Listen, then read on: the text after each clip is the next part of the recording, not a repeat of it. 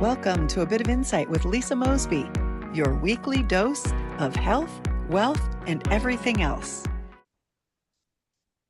Welcome to A Bit of Insight and another powerful episode in the Gratitude and Grief series.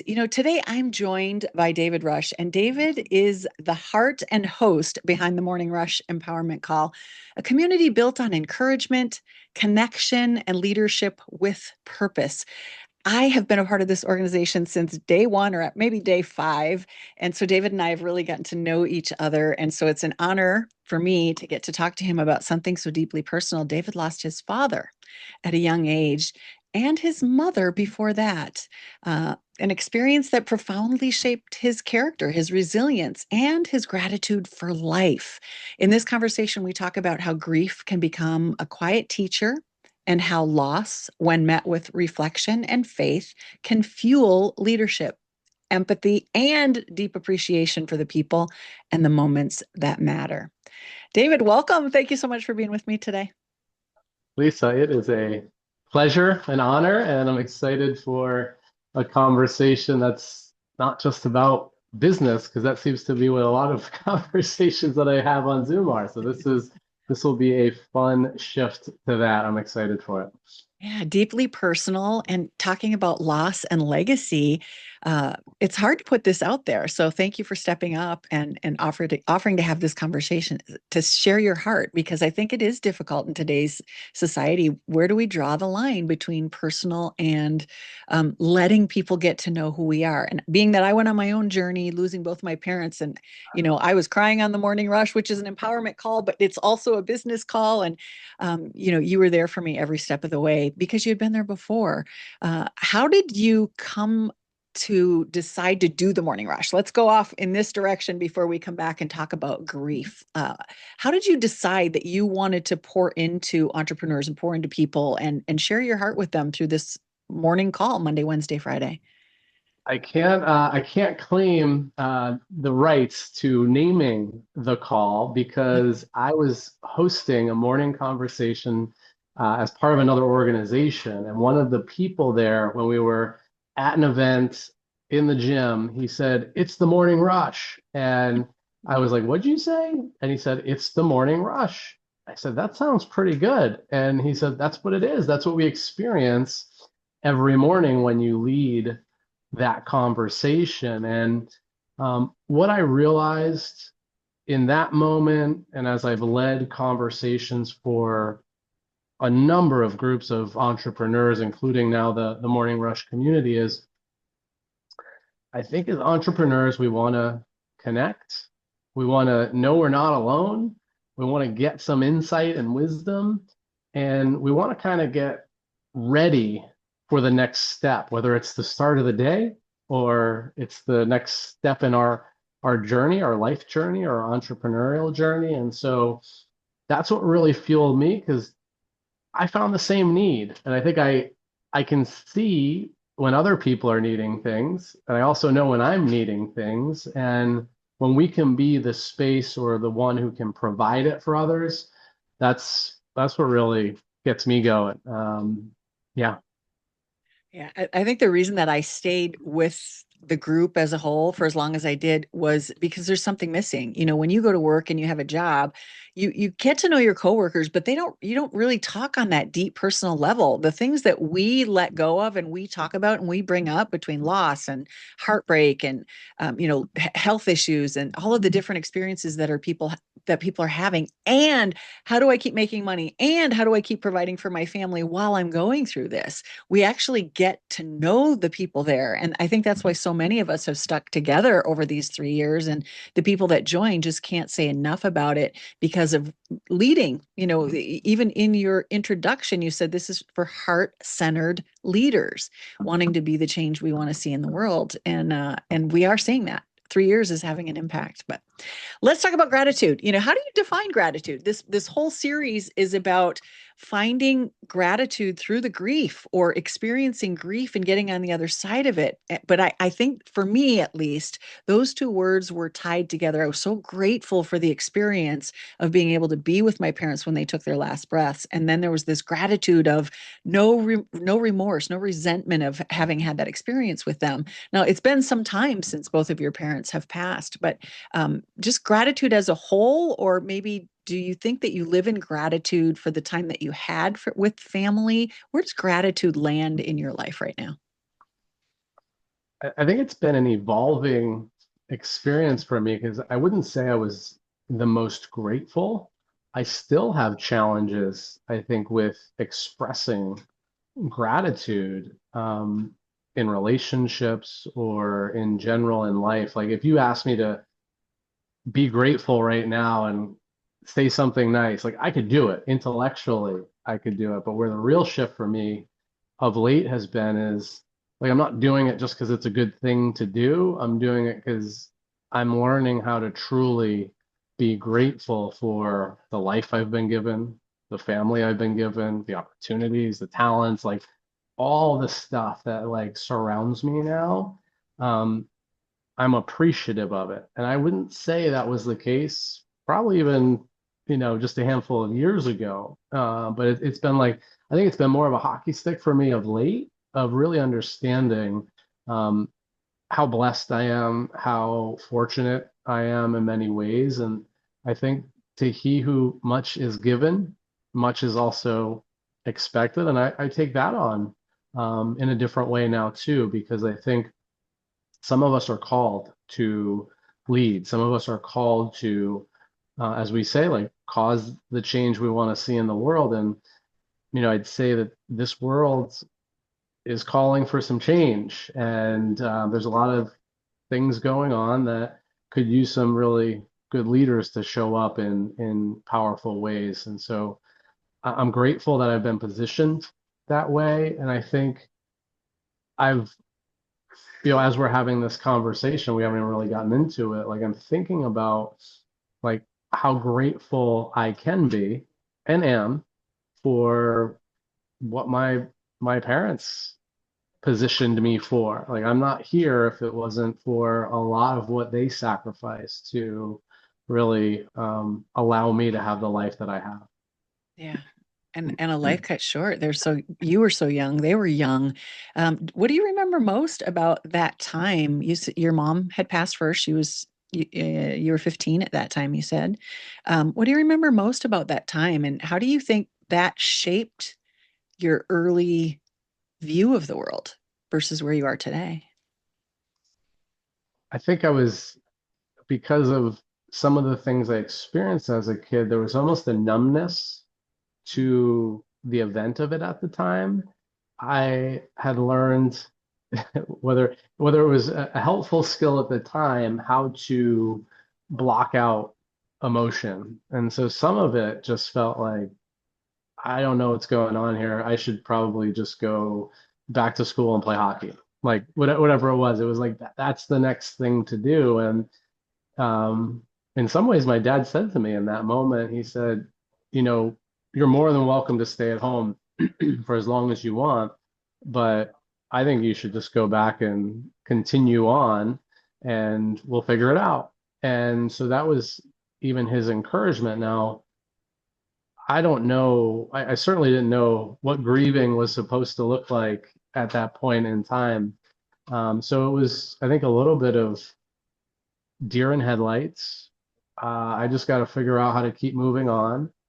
And I probably could have dealt with it in different ways or gotten different support at the time, but we do the best we can. And that's part of the learning process because now I can look back at how little David, young David, in that moment, you know, the interesting thing that's come up is oftentimes when I meet somebody else who's lost a parent at a young age, there's almost a connection that we have before we even find out that we had lost a parent, but like there's something like sometimes you just sense like I got something there's a weird connection here, and then you stumble upon it like, oh, you lost a parent, I lost a parent, like Ah, now I know why I see you a certain way. Yeah. Yeah. And I think grieving is different when you lose when you're younger, 15 versus for me 58. The grieving process is totally different. There's a maturity that comes with it. There's life experience. It wasn't the first losses that I had experienced. I had lost grandparents and other people had passed. Um, eventually the grieving does show up. We all have to go through those, I think some say 5 stages of grief, but we all go through whatever number of stages that you want to choose. Those stages of grief that happen uh, when we turn away from it and go play hockey or go back to school or sweep it under the rug. Do you recall times where it showed up unexpectedly? Maybe you had visited a place that you once went with your mom, or different experiences that you had together, and all of a sudden you felt differently, like there was emotion behind it. Maybe you didn't even realize it was because of something that you had done before, but how have the emotions kind of surprised you over the years because you were so young when you experienced that and didn't maybe know how to experience the grief fully? Yeah, I mean, I'm trying to recall some specifics right now, but there have been countless times when you're doing something. I mean, a simple example is the song "Don't Worry, Be Happy" by Bobby McFerrin. That's who it is, right? I don't And know. yeah, but that You're was so good that with was music. that was one of her favorite songs. And so it came up recently and it was on and I was like, oh man. And it was like a message that she, I think, gravitated towards because she was dealing with it in Yeah. her own way, in her own life, like trying not to worry whether it was about me or the family or Yeah. otherwise. And um, as I listened to it, it was almost like I didn't want to go there, Yeah. but then like I was there, and this is the gratitude of it is, looking back on those times, how she in her own way was teaching me how to be resilient in challenging times, whether I knew it or not. And like that was a theme song. It was like, hey, whatever's going on, don't worry, be happy. And now that I'm a little more scripturally based, like how do you find the joy in the challenge? Like when life, like how do you find joy in suffering? Um, and I really look at that a lot. Like even when I'm in challenging times, I'm like, this is happening for a reason. And maybe it's happening, I hate the rhyme now, like for a season, but there's a purpose behind this. Like whatever challenge I'm facing, like there's some reason for it. I'm going to learn something from this. And then on the other side of it, it's going to position me for something else that God has in store for me. And that's a new way to say it for me. And I'm grateful for that. Yeah, you're bringing tears to my eyes. Recalling some of those things, I remember that from my dad. We lost my nephew when he was a year and 7 days old, and we decided that every time we saw 11:11 on the alarm clock on your phone, we would think of Memphis, and we would snap a picture of it, screenshot, and we would send it to each other. And it's interesting that this morning or last night, I guess it was, I saw 11:11 last night on the alarm clock, and then we're coming into today to have this conversation. So those little messages to me, I take it as, oh, they're still with me. My parents are still with me. Those little things. He used to always say, people are with you for a reason, a season, or a lifetime. And you're bringing that up here in this conversation. And so those things remind me of moments with my mom or my dad, both parents, had those little I don't know, they're quotes. I call them Larryisms because he had so many of them. There was always these little, things that he would say. And when they happen now, as an adult, when they happen now, I hear them. I know he's with me. I know he's in my heart. I know he's in my cells. Uh, and so that's part of that gratitude, part of those lessons that we get to take with us, the appreciation, if we choose to, we can choose to see that as ways that they loved us. That's how I see it. It's like those moments are still with me because my parents loved me. And it's a way for me to continue to remember that. And I think, you know, as our listeners are some of them are experiencing grief, many people have reached out to me and said thank you for these interviews and thank you for these conversations, because they didn't know how to grieve, they didn't know how to process the feelings, or there's things that come up that they don't understand. And I think that's one of the greatest things that I've learned from this series, is how these moments we get to experience our parents again, through our memories. Uh, so that was something from your mom. Was there something from your dad that stands out? Because you spent more time with him later, and you were with him while he was grieving the loss of, you know, the love of his life. What do you remember from that Yeah, time? yeah. Well, as you were speaking, my mind was kind of taking a little walk down memory lane, but something that came up recently, he was a coach, he was a teacher, he was very passionate about my performance on the ice rink, playing ice hockey, and also performance in whether it was the academic world or school and things like that. And he had a few phrases. One was, it wasn't just do it, it was do it. Like, go do it, do the thing, go play the game, score the goal, like, do it. He also would say, give them hell. I think, that was about opponents, or that was about anyone who was kind of trying to prevent you from getting to where you wanted to go. Like, give them hell. Like, don't back down because somebody's trying to, stop you. And then what I had a third one. Do it, give them hell, and go get them. Go get them. I think that was in alignment with give them hell, but it was like, go after it. And these came up recently because I was in a leadership conference. I think it was Patrick Bet David, but a story came up where somebody was saying some of these lines, and it comes back to the gratitude of what my father just instilled in me.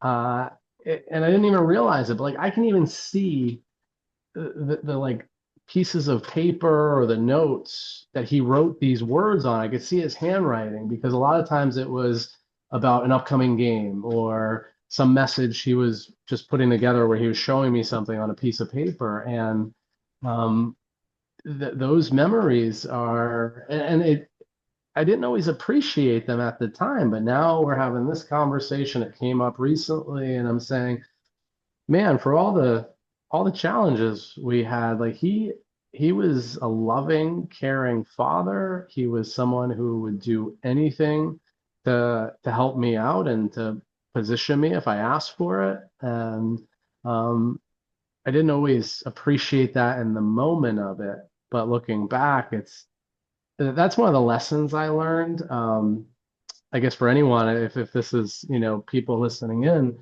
um, I think our parents were doing the best they could with what they were given. And sometimes for us, it may look like, why weren't they more this or more that or this thing or that thing? And we can be critical, but I had a really powerful moment of forgiveness for him, and actually forgiveness for me, because I had made him a criminal in some ways. Like, in my over the course of my life, I made him out to be a bad guy, and it was, so unsubstantiated now. Like, not that it wasn't substantiated at the time, but it was like such a small portion of who he really was, that, like, now I can realize, man, my dad was like an extraordinary guy, and he had his own challenges and was just trying to do the best he could with what he was given. And we've all got our blind spots and challenges and all these things. So that's something I would maybe gift anyone listening, is sometimes we don't fully realize some of the challenges our parents went through, and sometimes we'll point a finger when man, they were just trying to do the best they could with what they were given. Yeah. And I think my mom was 19, my dad was 20 when they got married. He was, you know, it was 1963, Vietnam, you know. Uh, how are they going to raise a kid? Like you think of the times and what they went through. That's my scenario. But everybody who's listening, looking at your own scenario, could we get into our parents' shoes? Could we figure out, what were they going through at the time? Look up old newspaper reports and see what kind of challenges they were facing. And they had to put food on the table and feed kids. So um, yeah, they do the best they can with what they're given. And the other thing is the tools. I know I went through Tony Robbins training in the early 90s. You were part of another organization. What is the group that so many of the members of the Morning Rush have gone through? The learning group. You know what I'm talking about? Unblinded? What is it? Unblinded? No, it wasn't Lan- Unblinded. It's Oh, Landmark. Landmark, yeah. I had done Landmark, like the first year, and it was in its existence, like 18, 19 years old. So nothing compared to what it's like today, where it takes you through and gives you tools to understand the language you use, to understand the feelings that you're having, to understand how we show up in the world, because we don't ever have that. Nowadays it's available. When our parents were younger, not as much. They had to figure it out. Weren't many leaders out there that were showing them the way. Yeah. Grief often challenges us. Sometimes it hardens us, and other times it kind of opens us up. And I know you went through this process with your brother and sister. What was it like to have them to lean on, or maybe they were leaning on you, when your parents were gone? Yeah, I'd say interestingly, I guess it was two different experiences because with my mom, I was 15 years old, and so I was kind of just following whatever anybody told me to do at the time because I didn't know what was happening more or less. And so my brother did pick me up from school, brought me home. My sister was there, and I think they were trying to just sort through it in their own way. But I remember a moment or moments with each of them, and certainly with my sister outside the hospital before my mom passed away, but just coming to the realization that we were at the final days and man, like what a weird moment sitting on a curb and you're outside the hospital and it's like, is this really like the end? Like no more mom. Like, man, that was but my sister was there. My sister is someone who's always been like I'd say in some ways like a rock, like always there, always someone who's encouraging the family to get together or to celebrate the holidays or celebrate birthdays. Like that's like how she kind of shows up, I think, in a really powerful way for our family. And then, when my dad passed away, and I've tried to sort through some of this, but like I think at that point in time, I was, if it was 6 years ago, I was probably 39. Um, and I was, it was almost like I knew it was the inevitable and it was coming. It was just a matter of like when that was because his health was receding for a number of years and reasons. And so I was the executor of the will. And so when he passed, I went into like execution mode.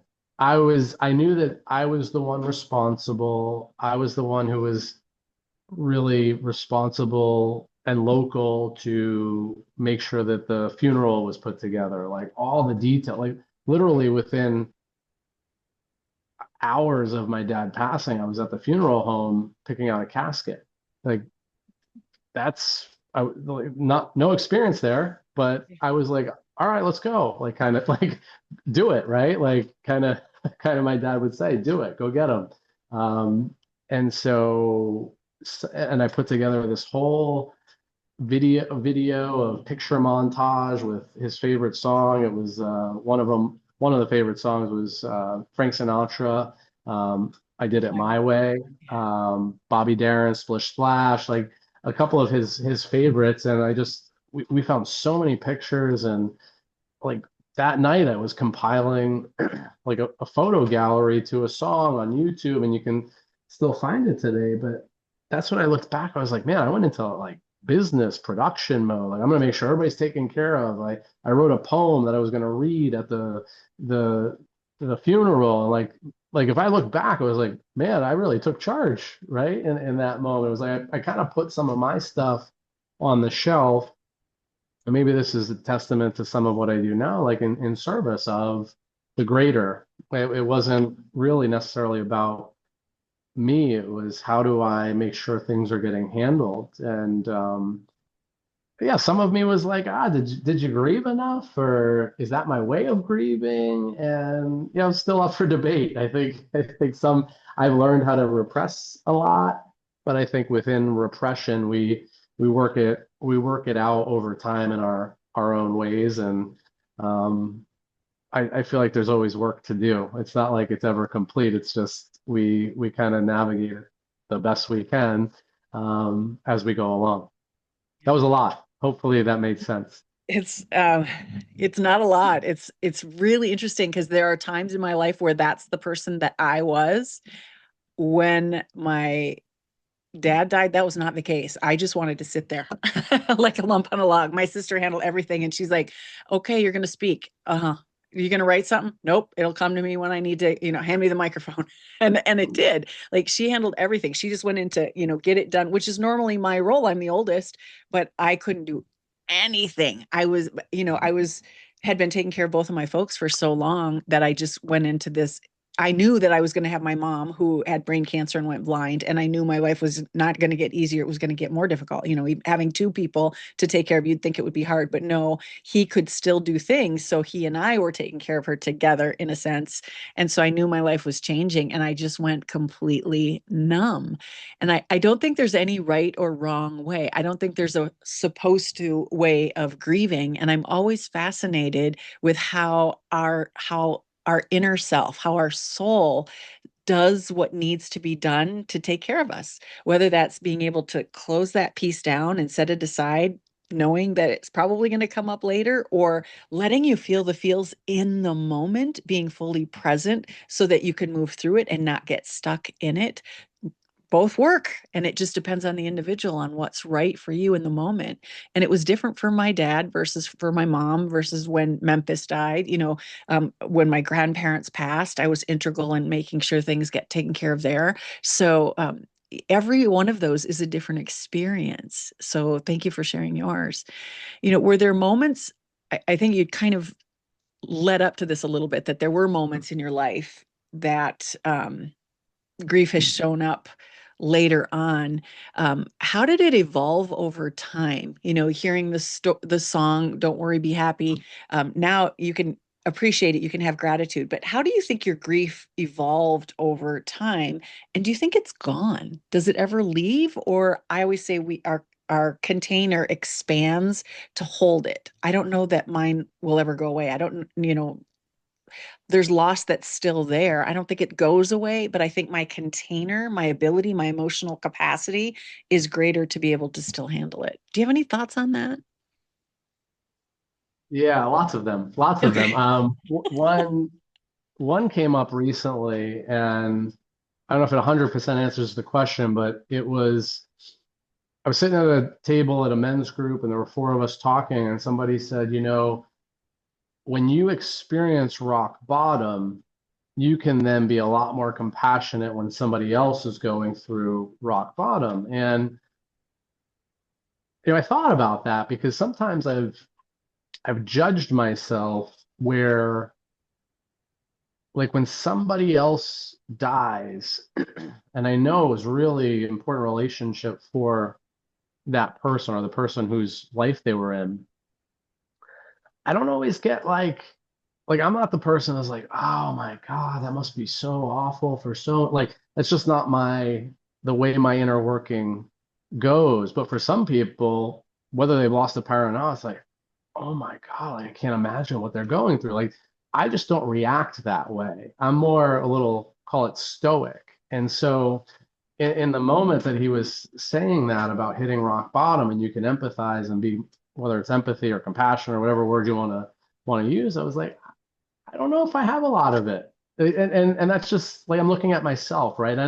I used to judge myself. I was like, I should be more upset or I should be more this, or I should be more that. And then I was like, maybe it's okay to just be however I am about it, right? And I had to come to terms with that because I would see other people react certain ways. And I'm like, that's just not my experience. And that doesn't mean I'm cold-hearted. It doesn't mean that I don't love people. It doesn't mean that I'm not caring. It's just I I see life and experience it a different way. And it also may mean I need to soften my heart a little bit too, but I think that that will reveal itself when it needs to. Does that make sense? It does. It does. I think there's a part of me that shares that with you. I have a sense of empathy, but I won't get in the mud with somebody else. I can hold space for them, I can listen to them, but I don't necessarily feel their feels, where a lot of people do. Like when they hear of something tragic, their emotions are mirroring or matching somebody else's emotions when they're experiencing that. And I don't experience other people's emotions that I, way. this may not be fun or funny, but I used to have a leader of one of our businesses, and he scored 0 on his empathy score, like personality test. Yeah. And what he said, like, and he was unabashed about it. He's like, I know exactly how people like feel. I just don't care. And it was like, that's who I am. And I'm like, all right, I Yeah. don't think I'm a 0. I don't think I'm a 0. I do care. Um, but I'm probably closer to 0 than 100. Like Yeah. and I think we're all in our own personality spectrum and journey, you know. Yeah. When people say to me, "Oh, I'm One so thing I sorry." can Oh, share, go ahead. and Yeah. one thing I can share, and Yeah. I was thinking about it earlier as you were speaking and sharing was my mom used to say this was like her life guidance to me. Um, Either marry a rich girl or become a priest. And like I I was like, okay, like I think she was half joking, and I think there was some actual seriousness to it because we were always like dealing with financial situations and Okay. all this stuff. So it was like, yeah, marry into a rich family and you'll be okay financially, and or become a priest. But I actually been thinking about that in a different way recently because of now my deeper faith and deeper understanding with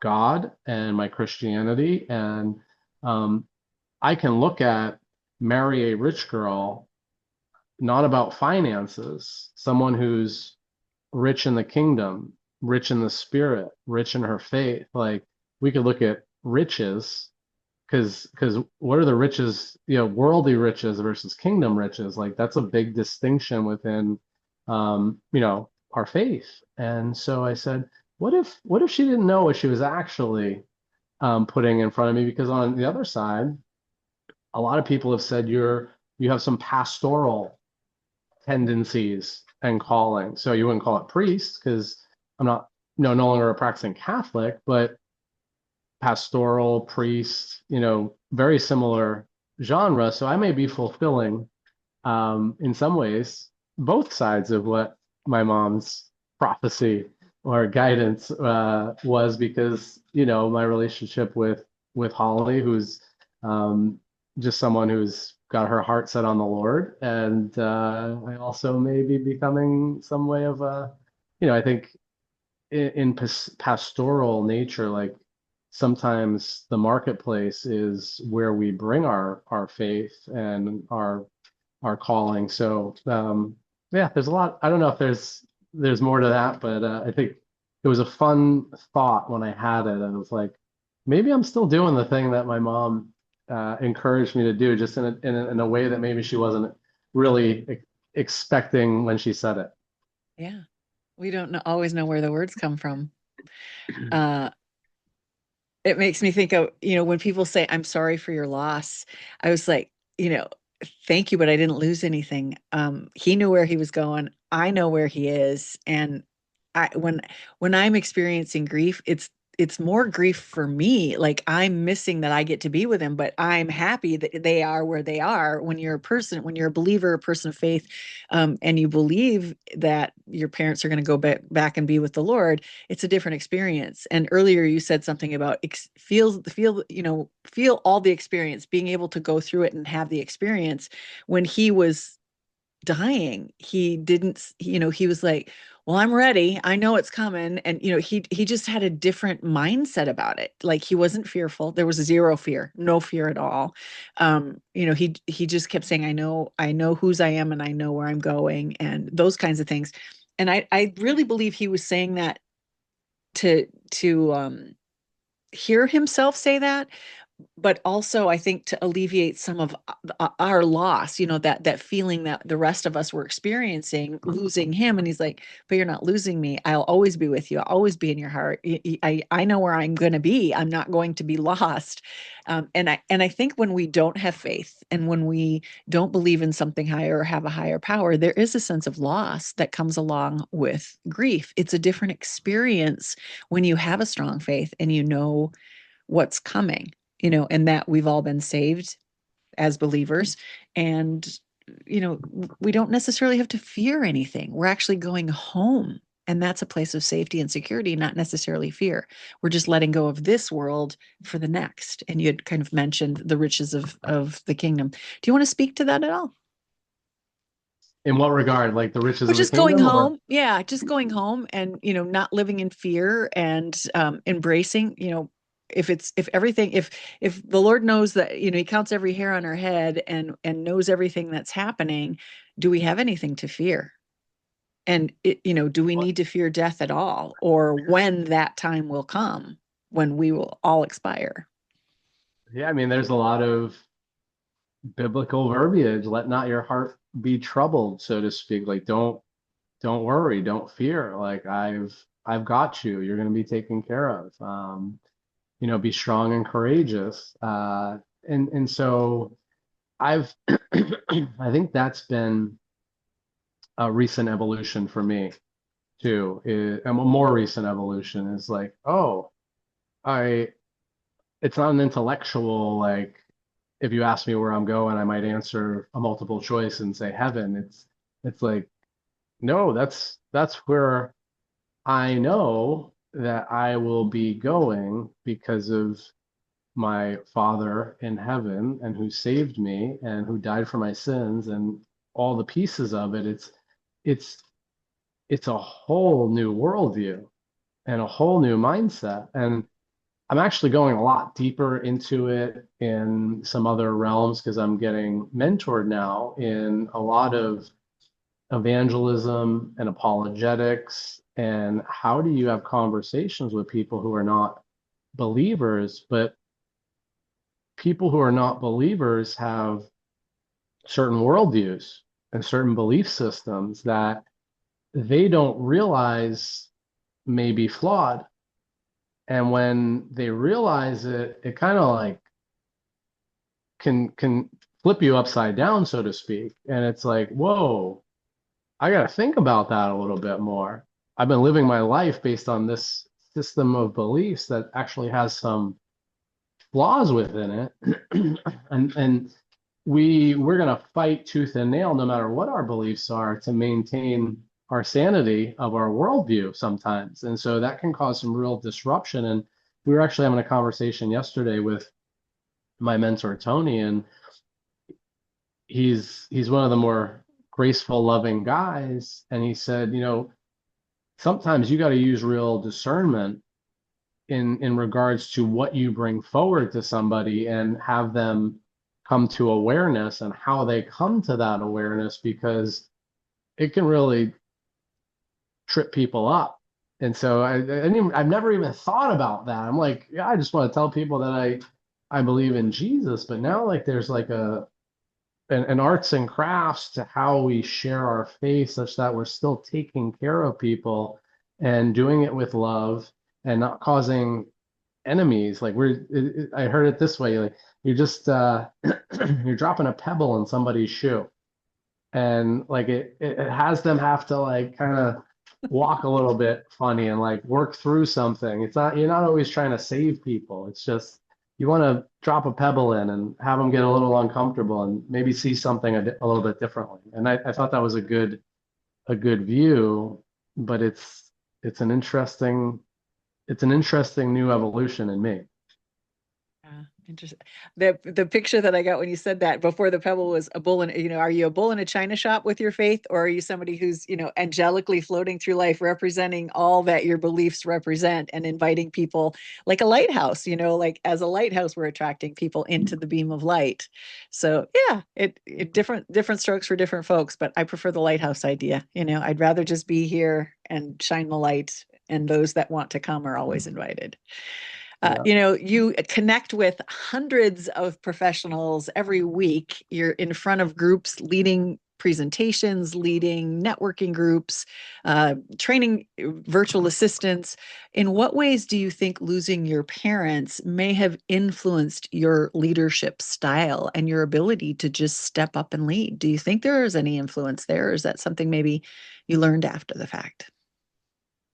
Well, I think as we were chatting about before we began the formal conversation, I was reflecting on who my mom was and who my dad was. My mom was a nurse who cared for people her entire life inside of a hospital, aside from caring for her family, her children, and relatives. And my dad was a teacher who loved to teach. He loved to coach.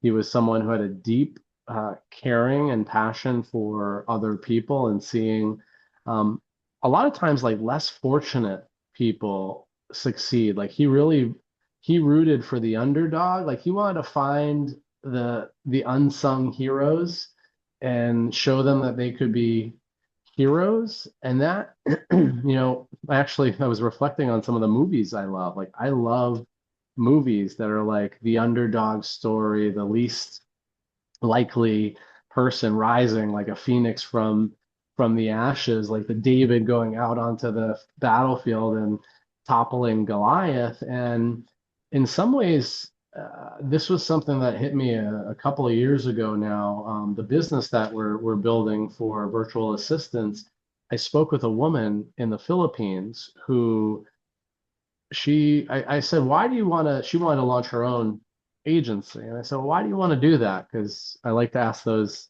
Mhm. questions, like what's so important about this for you? And man, I know we don't have a lot of time to go into the full story, but she just said, and she started getting very emotional after I just asked the question. She said, there are so many single moms and moms in the Philippines that are just struggling to get by. And one of the things she wanted to do was to provide them a way to learn skills and then earn for their family so they could literally just put food on the table for their kids. And some of these were single moms just trying to figure out life.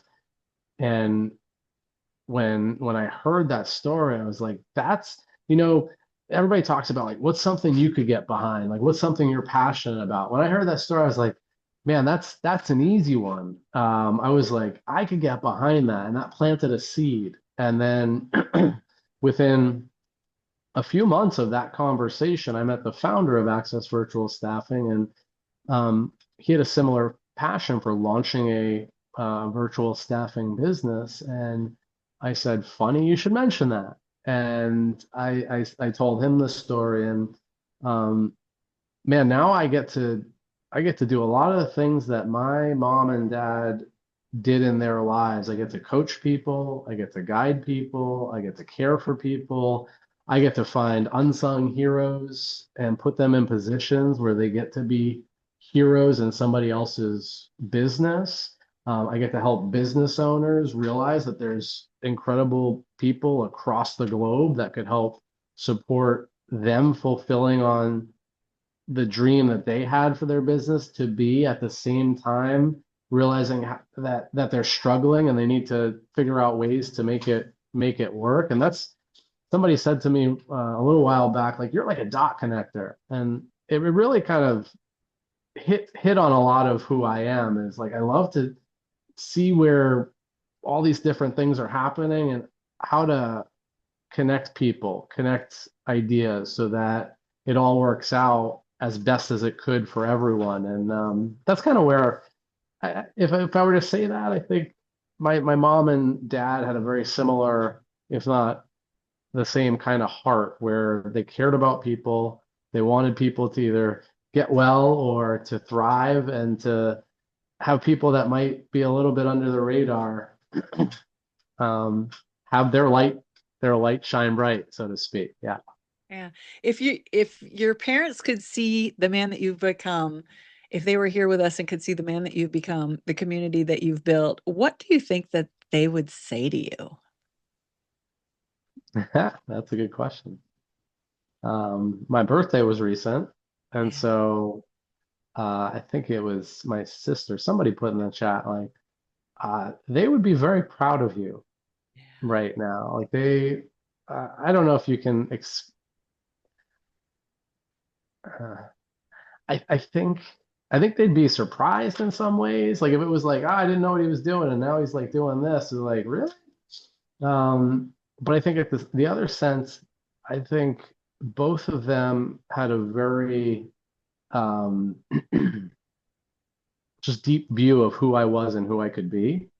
So I think the surprise wouldn't be too long. Be like, yeah, that's my son. Like that's exactly what I would, you know, want him to be doing. Like I think he's in a really good position. I think his heart's in the right place, and he's doing incredible things and touching people in all kinds of amazing ways. And that's not ego. That's I think in the past I would have said that from an egoic place. Yeah. Um, Now it's just like it. This was the coolest thing today. It happened today. Um, we we were talking with one of our virtual assistants who was being onboarded with our new client today. We were waiting for the client, and somehow he shared that he was a youth pastor in the Philippines. And I started sharing a little bit about my faith journey, and he said, "I knew it." I said, "What'd you know?" And he said, "Even based on the limited interactions that we had, I could tell you were a man of God." I was like, that just it hits me now. Like that's that's how um that's how I come across. Like I haven't sometimes I don't realize we don't realize how we show up for people. And there's moments where it gets reflected back to us that in many ways we are that person. And it didn't hit me like it hit me right now then, but that was a moment where I was like, and it was even better. He said, your whole team gave me that experience. Mm. And so it wasn't just who I was, it was, and our whole team is of faith. And it was like, that was such a beautiful thing to realize that, like, that's how we're touching the virtual assistants. That's how we're touching clients. And it's like palpable. It's not like, hey, this is who we are. We treat our VAs and clients well. It was like live in living color. I knew that about you. And I was like, what? So sometimes you realize you're actually embodying the thing you say you're all about. And that touched me. That was like I was like, it's just in a moment, like really happy, like not like jump up and down happy, but like genuinely heartfelt, like we're doing some cool stuff. Yeah. Yeah. It makes me think of the word joy versus happy. Happy, we can choose to be happy. There's a book, you can choose to be happy, but joy is that feeling that exudes from the inside out, that people get to see and that you pour into other people when you experience that pure bliss within your soul, that joy that comes out. And I see that new, and I think that's why we're attracting so many people to the Morning Rush, so many heart-centered people who want to be a part of that community and want to feel that joy, feel that presence that you offer in that space that you've created. So thank you from all of us for doing that for us. Uh, Last thought. Any final thoughts for the people that are watching and listening? I mean, I don't think I would have said this in the past, but if it's like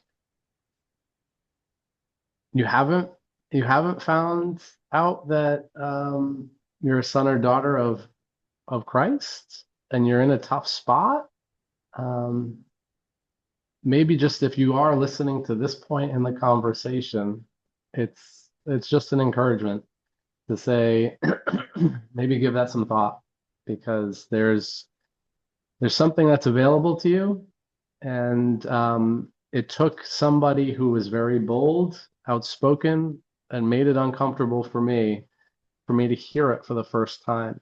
And so this isn't a big exhortation here from me, but it is a place where you can find peace, certainly if it is a challenging point in your life.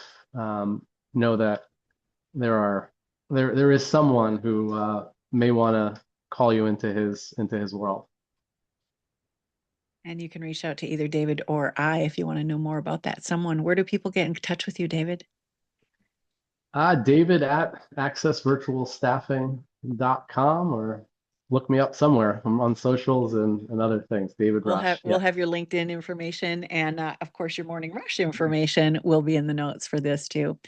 Thank you so much for sharing your heart and your story with so much honesty and from the heart. And when you say that you may need to open that up, I don't know, not from where I'm sitting. I think you're doing just fine being heart-centered. It's a powerful reminder that grief doesn't end, it evolves, and that evolution can partly be gratitude, and it can be anchored in gratitude. The way that we keep love alive and turn loss into our legacy all starts with being willing to talk about it, to feel the feels and move through it. So for those of you listening, if David's story reminds you that even when life takes something precious away, it also gives us the strength to see the beauty that still remains. So pour into who you are and see yourself the way that your parents did. Hopefully it was with love and kindness. And if not, then let's find you some people that see that love and kindness in you. And if we can be of support to you, please reach out. And of course, I always ask, come on back next week. Where we'll be talking about I think we're talking about being thankful. We're moving into November. So we're leaving gratitude in the dust, and we're going to jump into being thankful. So thank you all for joining me. And David, a special thank you to you once again. Thanks for having me, Lisa. Always a pleasure. Okay. Bye, everyone. Thanks for joining me on A Bit of Insight. To get more involved with our wellness community, grab a copy of my book, Live Well, Travel Far, or to explore our travel offerings, visit the website at insightcenterforwellness.com. And if today's episode gave you something to think about, leave a review and please share it with a friend. This is Lisa Mosbey reminding you to live well, travel far, and always follow your insight.